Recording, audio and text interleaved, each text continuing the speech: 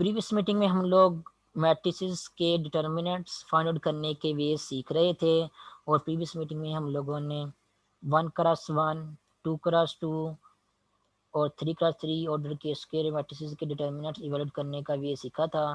तो जिस तरह 3x3 मैट्रिक्स का डिटर्मिनेंट फाइंड आउट करते हैं किसी भी रो या कॉलम से एक्सपेंड करते हुए, इसी तरह आप इन जनरल जो है वो 4x4, 5x5 and so on n class n order के मैट्रिक्स का डिटर्मिनेंट भी फाइंड आउट कर सकते हैं।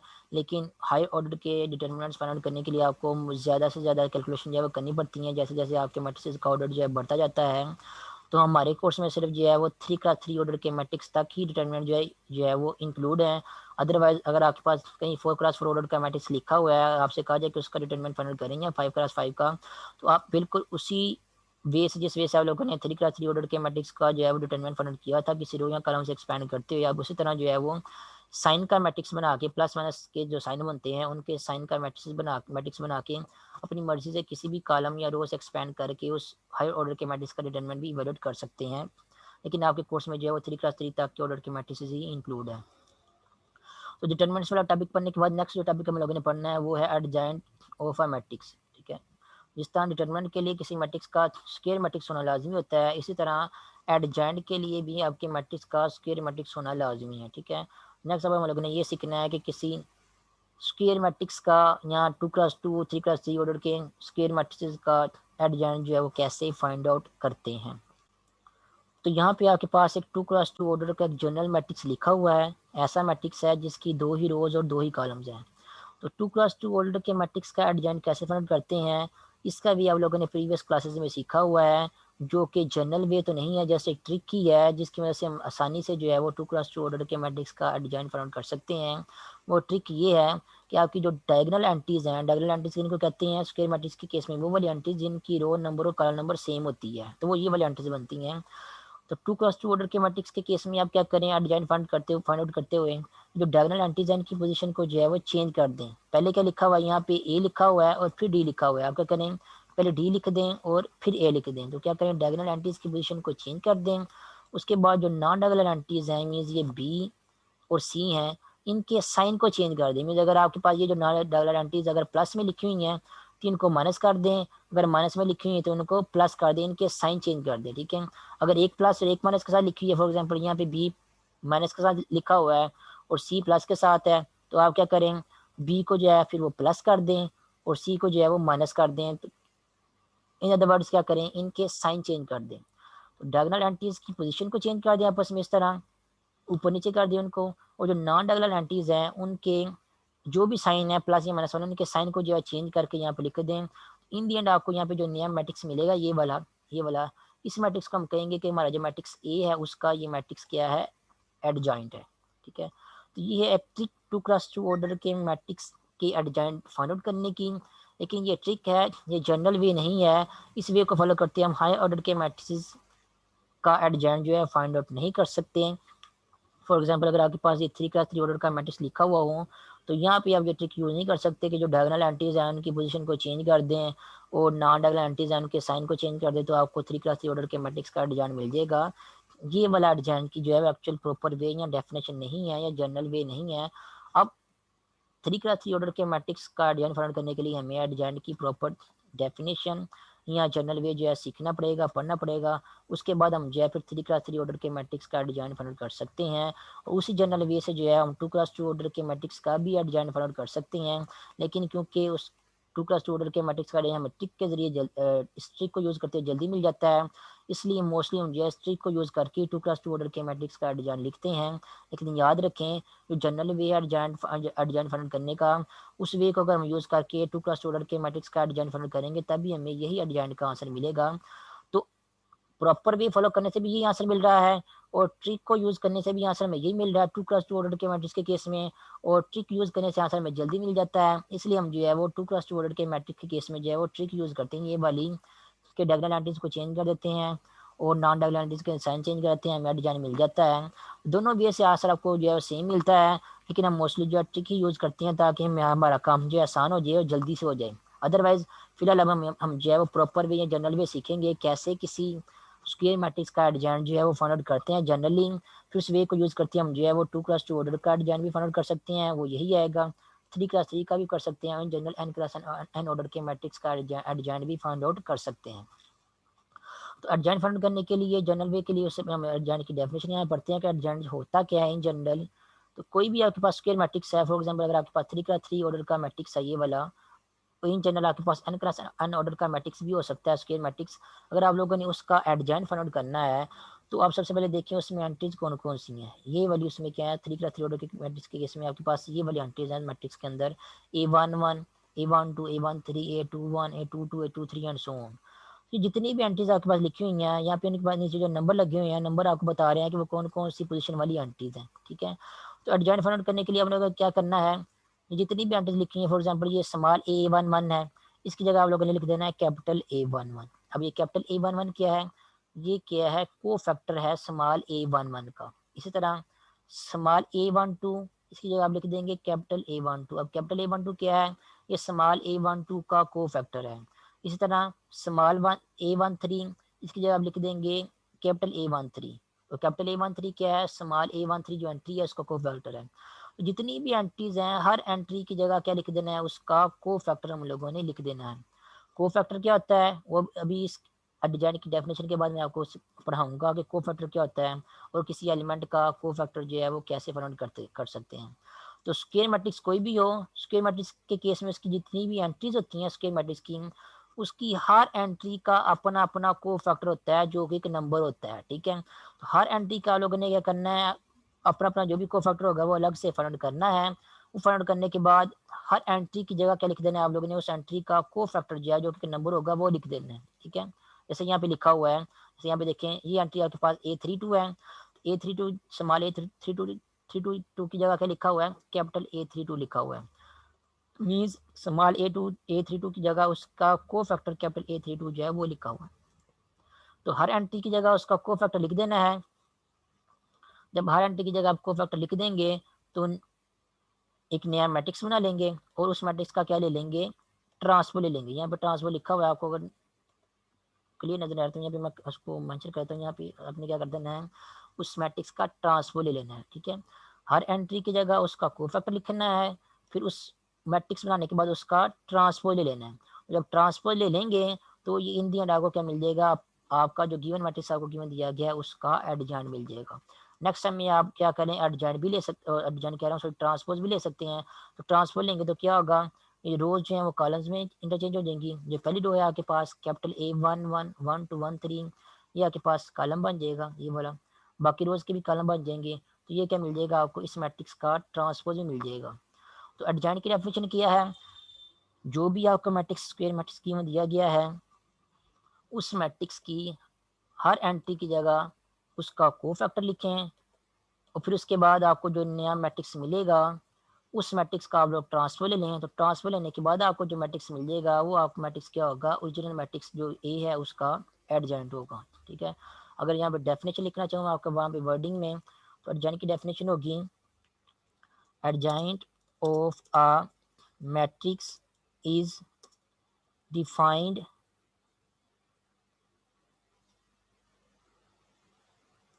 as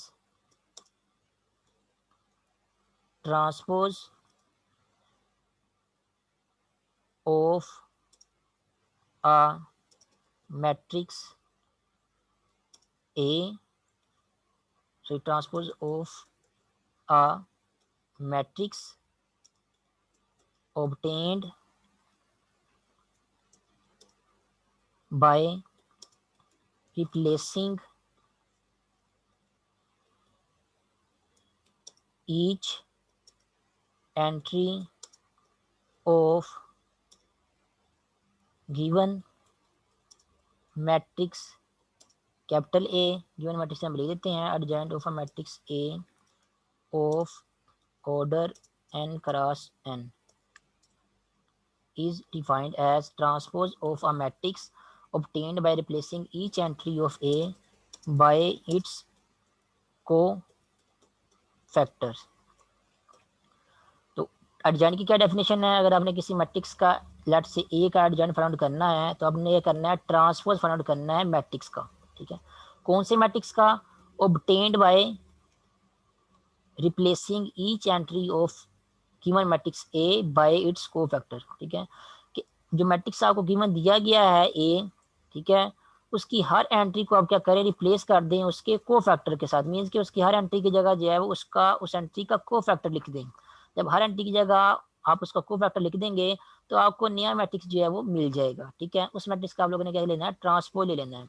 जब ट्रांसपोज ले लेंगे तो आपको क्या मिलेगा, गिवन मैट्रिक्स ए का एडजॉइंट मिल जाएगा, ठीक है।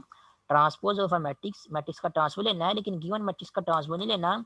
कौन सी मैट्रिक्स का ट्रांसपोज लेना है, उस मैट्रिक्स का ट्रांसपोज लेना है जो आपको मैट्रिक्स ए की हर एंट्री को उसके कोफैक्टर से रिप्लेस करने के बाद मैट्रिक्स मिलता है, उसका ट्रांसपोज आप लोग लेना है।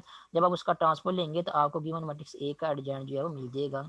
तो ये है वर्डिंग में मैट्रिक्स, किसी भी स्क्वायर मैट्रिक्स के एडजॉइंट की डेफिनेशन, ठीक है। डेफिनेशन आपको फुली समझ में आ गई होगी। अब नेक्स्ट जो हमारा टॉपिक यहाँ पे समझने वाला है वो ये है कि कोफैक्टर जो है वो किसी स्क्वायर मैट्रिक्स की जो एलिमेंट्स होते हैं, हर एंट्री का अपना अपना कोफैक्टर होता है, वो कोफैक्टर जो है वो कैसे फाइंड आउट करते हैं। तो कोफैक्टर सीखने के लिए आपको सबसे पहले ये सीखना पड़ेगा कि किसी स्क्वायर मैट्रिक्स की जो हर एंट्री होती है उसका अपना अपना माइनर होता है। तो किसी स्क्वायर मैट्रिक्स की हर एंट्री का माइनर जो है वो कैसे फाइंड आउट करते हैं, ठीक है। तो यहाँ पे 3 ऑर्डर के मैट्रिक्स की केस में माइनर की डेफिनेशन लिखी हुई है। मैं आपको जनरली जो है माइनर की डेफिनेशन जो है वही बता दूंगा, लेकिन सबसे पहले समझ लें कि माइनर किसी एंट्री का फाइंड आउट कैसे करते हैं। फॉर एग्जांपल यहाँ पे देखें आपके पास एक मैट्रिक्स लिखा हुआ है, स्क्वायर मैट्रिक्स है ये वाला एक। अगर आप लोगों ने इसकी किसी भी एंट्री का माइनर फाइंड आउट करना है, फॉर एग्जांपल अगर आप लोगों ने जो एलिमेंट 6 यहाँ पे लिखा हुआ है इसका माइनर फाइंड आउट करना है, दी माइनर ऑफ एलिमेंट 6। अगर आप लोगों ने 6 का माइनर फाइंड आउट करना है तो देखिए 6 किस रो और किस कॉलम में है। तो 6 आपके पास दूसरी रो और तीसरे कॉलम में है। तो 6 का जो माइनर होगा उसकी नोटेशन क्या होगी, कैपिटल एम लिखें। एम का मतलब होगा 6 का माइनर, और उसके नीचे छोटा सा जो है वो 2 और 3 लिख दें। 2 और 3 का मतलब ये होगा कि हम दूसरी रो और तीसरे कॉलम वाली जो एंट्री है जो कि एक्चुअली 6 है, हम उसका माइनर जो है वो फाइंड आउट करने लगे हैं। अब माइनर फाइंड आउट कैसे करना है, और जिस भी एंट्री का माइनर फाइंड आउट करने लगे हैं उस एंट्री वाले कॉलम और उस एंट्री वाले रो को जो है वो डिलीट कर दें। डिलीट करने के बाद बाकी जो एंट्रीज आपके पास बच जाएंगी, जहाँ पे जैसे 1, 2 और 7, 8, इनको उसी तरतीब से लिखने के बाद इनका डिटर्मिनेंट जो है वो फाइंड आउट करें। तो इनका जो डिटर्मिनेंट होगा वो ही एक्चुअली क्या होगा, इस एलिमेंट 6 का माइनर होगा, मीन्स के वो M23 की वैल्यू होगी, ठीक है। यहाँ पे माइनर फाइंड आउट किया हुआ है। डिटर्मिनेंट फाइंड आउट करेंगे 1 इंटू 8 8, और माइनस का सिंबल खुद से लगाएंगे। 2 इंटू 7 14, 8 माइनस 14 -6। तो जो 6 है ये वाली एंट्री, इसका माइनर आपको मिल जाएगा -6। इसी तरह जो स्क्वायर मैट्रिक्स है इसकी हर एंट्री का अपना अपना माइनर होता है, आपने उसको इसी वे से फाइंड आउट करना है। फॉर एग्जांपल मैं एक और माइनर जो है फाइंड आउट करके बताता हूँ आपको किसी एंट्री का, ताकि आप लोगों की मुझे प्रैक्टिस हो जाए। 3 की ही बात कर लेते चले। यहाँ पे ये एंट्री आपके पास कौन सी रो और कौन से कॉलम नंबर पे, ये एंट्री आपके पास पहली रो और तीसरे कॉलम में है। तो इसकी माइनर की नोटेशन होगी M13, ठीक है। M13 मीन्स पहली रो और तीसरे कॉलम वाली एंट्री का माइनर। कैसे फाइंड करेंगे, जो भी एंट्री जिस भी एंट्री का माइनर फाइंड करने लगे हैं उस एंट्री वाले कॉलम और उस एंट्री वाली रो को जो है वो डिलीट कर दें। बाकी जो एलिमेंट्स बचेंगे उनका डिटर्मिनेंट जो है वो यहाँ पे साइड पे लिख दें। वो ही क्या होगा, उस एंट्री का माइनर होगा। तो एलिमेंट्स आपके पास बच रहे हैं 4, 5, 7 और 8। इनका डिटर्मिनेंट फाइंड करें, आपको एलिमेंट 3 का माइनर मिल जाएगा। 4 को 8 से मल्टीप्लाई करेंगे तो आंसर आपके पास आएगा 32, और 7 को 5 से मल्टीप्लाई करेंगे तो आ जाएगा -35। माइनस करेंगे तो आंसर आपके पास आ जाएगा -3। तो ये जो एंट्री 3 थी यहाँ पे उसका माइनर आपको मिल गया है यहाँ पे -3, ठीक है। हर एंट्री का अपना अपना माइनर एक एक नंबर होता है, वो उस मैट्रिक्स पे या एलिमेंट्स पे डिपेंड करता है कि कौन से एलिमेंट्स का माइनर जो है आप फाइंड आउट कर रहे हैं। इसी तरह फॉर एग्जांपल अगर आप लोगों ने 5 का माइनर फाइंड आउट करना है तो देख सकते हैं 5 कौन सी रो और कौन से कॉलम नंबर में है। 5 आपके पास जो है दूसरी रो और दूसरे कॉलम में है। तो 5 के माइनर की नोटेशन होगी M22। कैसे फाइंड आउट करेंगे, 5 वाले कॉलम और 5 वाले रो को जो है वो डिलीट कर देंगे। बाकी जो एंट्रीज बच गई हैं उनका डिटर्मिनेंट यहाँ पे लिखेंगे, वो है 1, 3, 7 और 9। इनका डिटर्मिनेंट फाइंड आउट करेंगे। 1 को 9 से मल्टीप्लाई करेंगे तो 9 आएगा। उसके बाद माइनस का सिंबल जो है खुद से लगाएंगे। 7 को 3 से मल्टीप्लाई करेंगे तो आंसर आपके पास आएगा 21, और 9 - 21 आपके पास आंसर आ जाएगा -12। ठीक है, तो 9 में से 21 को माइनस करेंगे तो आंसर आपके पास आ जाएगा -12। तो ये -12 अब क्या है, ये -12 M22 का आंसर है। M22 का आंसर मीन्स ये जो 5 एंट्री लिखी हुई है दूसरी रो दूसरी कॉलम में, इस 5 एंट्री का आपको माइनर जो है मिल जाएगा, -12 मिल जाएगा। तो हर एंट्री का अपना अपना माइनर है। 5 का माइनर -12 आया है, जो एंट्री 6 थी उसका माइनर जो है वो -6 आया है।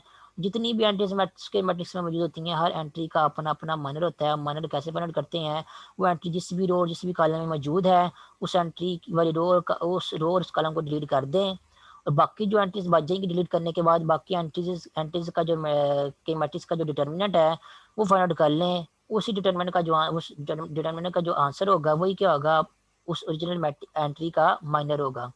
तो यहाँ पे 3 का 3 ऑर्डर के मैट्रिक्स में डेफिनेशन लिखी है माइनर की, मैं आपको जनरली भी डेफिनेशन करवाता हूँ यहाँ पे।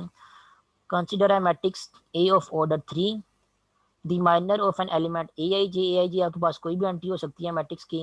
ए आई जे जो है वो जनरली मैट्रिक्स की हर एंट्री को रिप्रेजेंट कर रहा होता है। ठीक है, अगर आई की वैल्यू लेट से यहाँ पे 2 है और जे की वैल्यू जो है 1 है, इसका मतलब ये है ए आई जे आपके पास दूसरी रो और पहले कॉलम वाली एंट्री है वो आपके पास क्या बन जाएगी, 4 बन जाएगी।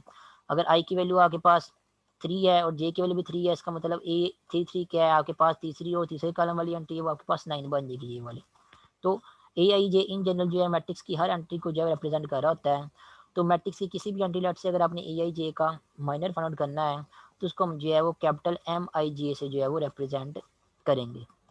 ठीक है, एम का मतलब माइनर होगा, आई जे आपको ये बताएगा कि कौन सी रो और कौन से कॉलम नंबर वाली एंट्री का माइनर आप लोगों ने फाइंड आउट करना है। ठीक है, कैसे फाइंड आउट करेंगे, इज डिटर्मिनेंट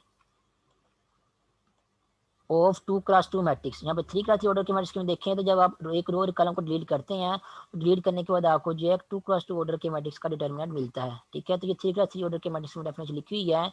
इन जनरल जो है वो आपको हमेशा माइनर फाइंड करते हुए यहाँ पे 2x2 ऑर्डर का मैट्रिक्स नहीं मिलेगा। 3x3 ऑर्डर के मैट्रिक्स केस में अगर आप एक रो और कॉलम को डिलीट करेंगे तो आपको 2x2 ऑर्डर का मैट्रिक्स मिलेगा यहाँ पे। अदरवाइज अगर आपके पास ओरिजिनल मैट्रिक्स जो ए है वो 4x4 ऑर्डर का हो, जब आप एक रो एक कॉलम को डिलीट करेंगे, डिलीट करने के बाद फिर आपको जो है यहाँ पे फिर 2x2 का नहीं बल्कि 3x3 ऑर्डर का एक मैट्रिक्स का डिटरमिनेंट जो है मिलेगा यहाँ पे। तो मैट्रिक्स पे डिपेंड करता है यहाँ पे, सिर्फ फिलहाल जो है उन्होंने जो है वो 3x3 ऑर्डर के मैट्रिक्स के केस में जो माइनर की डेफिनेशन लिखी हुई है।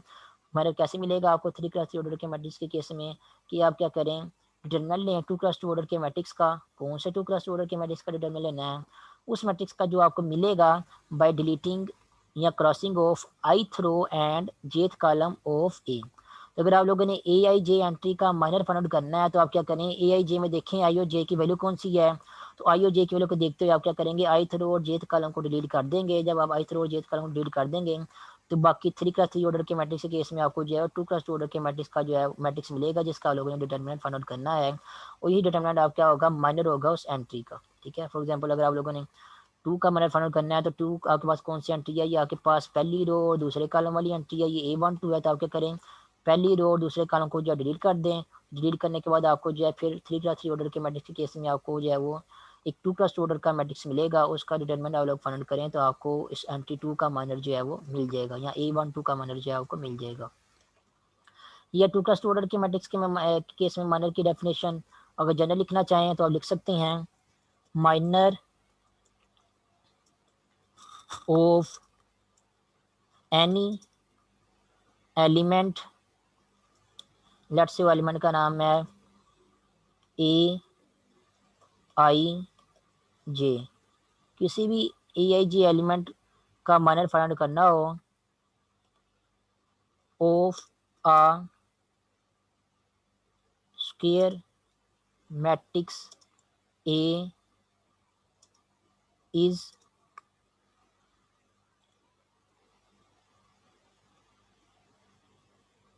Defined as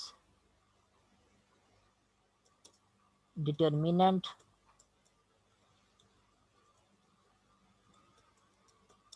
of a matrix obtained by deleting ith row and jth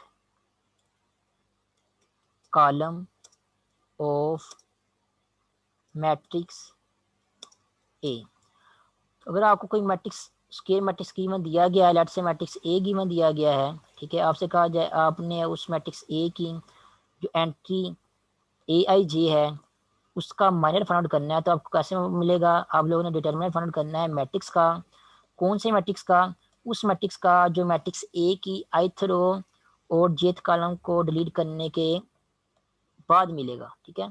तो मैट्रिक्स ए का डिटरमिनेंट फाइंड नहीं करना, मैट्रिक्स ए की ith रो और jth कॉलम को डिलीट करने के बाद जो आपको मैट्रिक्स मिलेगा, आप लोगों ने उस मैट्रिक्स का डिटरमिनेंट लेना है। तो उस मैट्रिक्स का जब आप डिटरमिनेंट लेंगे तो आपको क्या मिलेगा? ith रो और jth कॉलम में जो एंट्री मौजूद है मीन्स ए आई जे है, आपको उसका माइनर जो है वो मिल जाएगा। तो यह इसी की रिलेटेड हम लोगों ने एग्जाम्पल भी पहले की है इस डेफिनेशन से पहले कि किसी स्क्वायर मैट्रिक्स के केस में किसी एंट्री का माइनर जो है वो कैसे फाइंड आउट कर सकते हैं।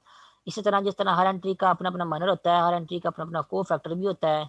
को फैक्टर कैसे डिफाइन करते हैं? हर एंट्री के को फैक्टर को, फॉर एग्जाम्पल आपके पास एंट्री है ए आई जे, तो उसके को फैक्टर को हम कैपिटल ए आई जे से जो है वो रिप्रेजेंट करते हैं। और कैपिटल ए आई जे को फैक्टर कैसे फाइंड आउट करेंगे उसका ये फार्मूला यहाँ पे लिखा हुआ है कि किसी भी एंट्री स्मॉल ए आई जे अगर आप लोगों ने को फैक्टर फाइंड करना है तो आप सबसे पहले क्या लिखेंगे? -1 की पावर में आई और जे को ऐड करके लिखेंगे। आई और जे कौन से होंगे? जो ए आई जे एंट्री की रो नंबर और कॉलम नंबर होंगे वो वाले, उनको ऐड करके लिखेंगे। उसके साथ फिर जो एंट्री है उसका माइनर जो है, जिस एंट्री का आप को फैक्टर निकाल रहे हैं उसी एंट्री का माइनर जो है वो आप साथ में मल्टीप्लाई कर देंगे। फॉर एग्जाम्पल अगर आपने एंट्री जो है वो A31 इसका को फैक्टर निकालना है, तो इसका को फैक्टर क्या होगा? इसका को फैक्टर होगा कैपिटल A31। कैसे फाइंड करेंगे? -1 की पावर लिखेंगे आई प्लस जे। आई प्लस जे क्या होगा? जिस भी रो जिस भी कॉलम वाली वो एंट्री है 31, तीसरी रो पहले कॉलम वाली एंट्री हम क्या करेंगे? तीसरी रो पहले कॉलम वाले जो नंबर है यहाँ पे 3 और 1, इनको आपस में 1 की पावर में ऐड करके लिख देंगे। उसके साथ फिर इसके साथ मल्टीप्लाई कर देंगे इसी एंट्री A31 का माइनर। और माइनर कैसे फाइंड करते हैं मैंने अभी आपको बताया हुआ है। तो वो माइनर जो है वो इसके साथ मल्टीप्लाई कर देंगे। जब दोनों को मल्टीप्लाई करेंगे तो आपको A31 एंट्री का माइनर जो है वो मिल जाएगा। फॉर एग्जाम्पल यहाँ पे देखें तीसरी रो और पहले कॉलम वाली एंट्री जो है वो कौन सी है मैट्रिक्स ए में? तो यहाँ पे तीसरी रो और पहले कॉलम वाली एंट्री जो है आपके पास वो 7 है, ठीक है। तो 7 का अगर आप लोगों ने इस 7 का को फैक्टर फाइंड आउट करना है तो क्या लिखेंगे? -1 की पावर में लिखेंगे 7 किस रो और किस कॉलम में है? 7 आपके पास तीसरी रो और पहले कॉलम में है, तो -1 की पावर में आप लिखेंगे -1 पावर 3+1 इस तरह लिखेंगे आप यहाँ पे। उसके साथ फिर मल्टीप्लाई कर देंगे M31 को। M31 मीन 7 के को फैक्टर को। 7 का को फैक्टर कैसे मिलेगा आपको? 7 जिस भी रो जिस भी कॉलम में मौजूद है उस रो और कॉलम को डिलीट कर दें, तो बाकी एंट्रीज जो आपके पास बचेंगी वो हैं 2, 3, 5 और 6। तो बाकी एंट्रीज का डिटर्मिनेंट जो है वो -1 की पावर के साथ मल्टीप्लाई कर दें, उसके बाद सिंप्लीफाई करें तो आपको 7 का को फैक्टर मिल जाएगा। जैसे कि यहाँ पे देखिए -1 की पावर 3+1 4 बन जाएगी वो वाली। और -1 की पावर जब भी कोई इवन नंबर होता है तो आंसर आपको जो है +1 ही मिलता है। उसके बाद इसका डिटरमिनेंट फाइंड आउट करें, 2 को 6 से मल्टीप्लाई करेंगे तो आंसर आपके पास 12 आएगा। माइनस का सिंबल जो है खुद से लगाएंगे। फिर 3 को 5 से मल्टीप्लाई करेंगे तो आंसर आपके पास आएगा 15। तो 12 माइनस 15 -3 आएगा। तो 1 को जब हम -3 से मल्टीप्लाई करेंगे तो आंसर आपके पास क्या आएगा? -3 आएगा। ये जो -3 मिला है आपको, ये आपको मिली है वैल्यू कैपिटल A13 की, और ये क्या है? 7 का को फैक्टर है। अब इसी तरह आप और भी एंट्रीज के को फैक्टर जो है फाइंड कर सकते हैं। जो भी स्क्वायर मैट्रिक्स आपको गिवन दिया गया हो उसकी हर एंट्री का अपना अपना को फैक्टर जो है वो होता है।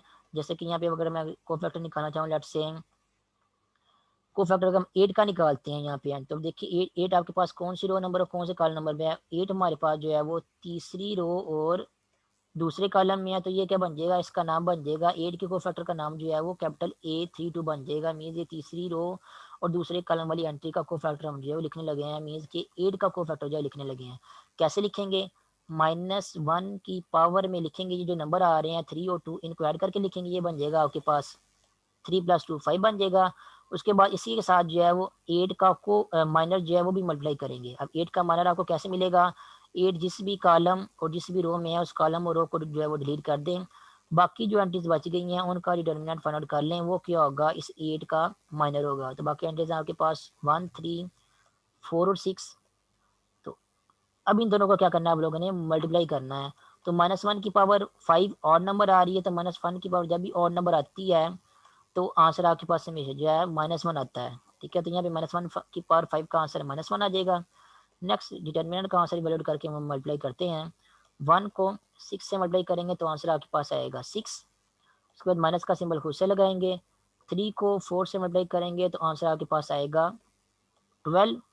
तो -1 तो यहाँ पे पहले से मौजूद है। 6 में से 12 को माइनस करेंगे तो आंसर आपके पास आएगा -6। और -6 को जब -1 से मल्टीप्लाई करेंगे तो आंसर आपके पास आ जाएगा +6। तो ये +6 क्या है, +6 ये जो 8 है इसका को फैक्टर है, जिसको हम लोगों ने